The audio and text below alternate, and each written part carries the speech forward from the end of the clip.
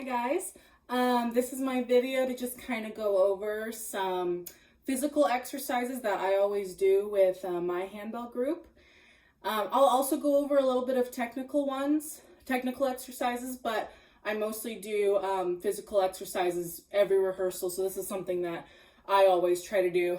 So the first one that I do, you don't necessarily have to do them in any particular order. Actually, you can just do them in any order, but I usually start with what we call doorknobs, which is you extend your arms all the way out. You twist your wrists like this as if you were like opening a door, trying to open a doorknob.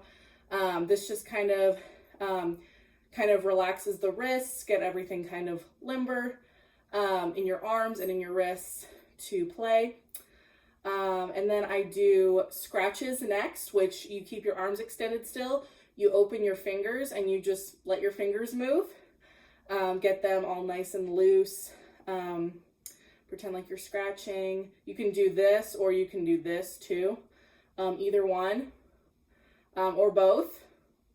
So those are scratches. The next one I do is called fishes, and it's where you press your hands together right next to your body, and you press into each other, and you move your hands back and forth like this, kind of like a fish tail.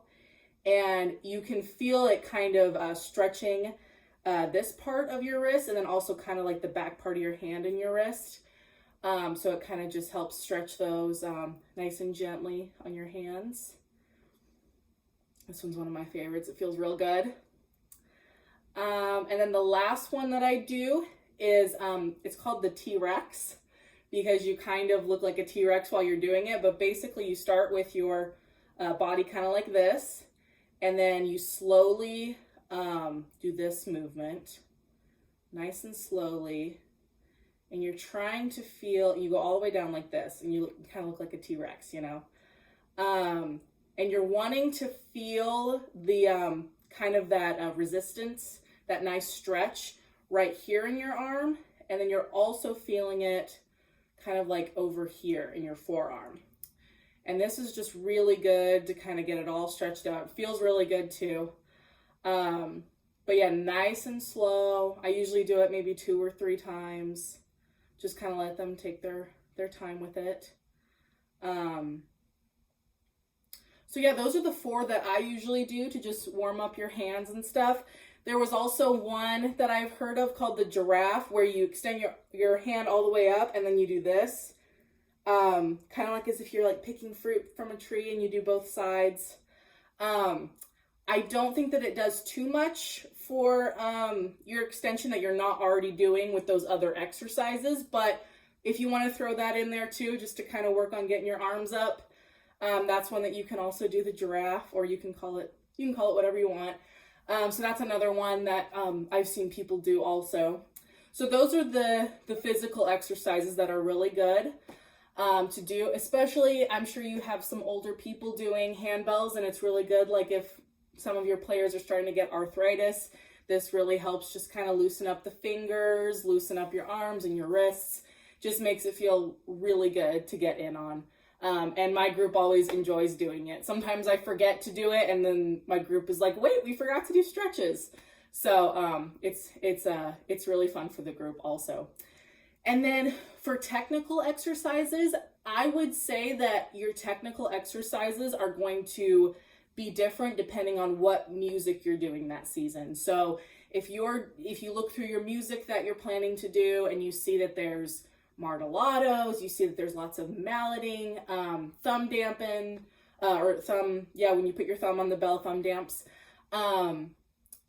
I would encourage to practice with those, like just to get people used to it if they're not already used to those sorts of techniques. Some people might be new to those sorts of techniques.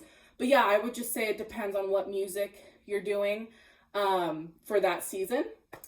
And one thing that I would suggest, like if you are just starting out for the season, and this is what I'm also going to do with my group when they start next week, is just doing some rhythm exercises, because sometimes we forget all of those rhythms. So I would just encourage them to grab any bell. It doesn't matter which one, because this is just an exercise.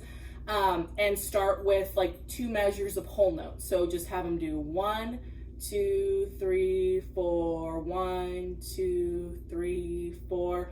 Move up to half notes, 1, 2, 3, 4. Quarter notes, 1, 2, 3, 4. Eighth notes, 1 and 2 and 3 and 4. And 16th notes, 1 E and 2 E and 3 E and 4 E and you can do different variations. You could do 8th notes and 16th notes. You could do different time signatures, but that's always really helpful just to kind of get them back into that rhythm, because rhythm is, as we know, kind of one of the hardest things to do with handbells. So just getting used to that. And that also kind of helps them get used to your conducting again, because whether it's their first time or if it's been a while, it can sometimes get hard to get used to conducting again, or however you conduct. So I would just encourage you to just show them, like, you know, like, okay, this means 1, like when I go down like this, 1, 2, 3, 4, or, you know, whatever time signature you're going to be doing. Just communicate with them, have them get used to your conducting.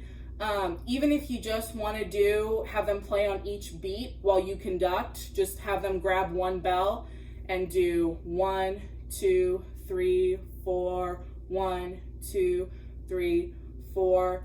And that just kind of gets them used to playing in sync together again, getting used to your conducting. And yeah, it's just good to start out with. But yeah, that's kind of what I have for technique and for physical. If you guys have any other questions, I'd love to help. I hope this was helpful. And yeah, let me know if you need anything else from me. Bye.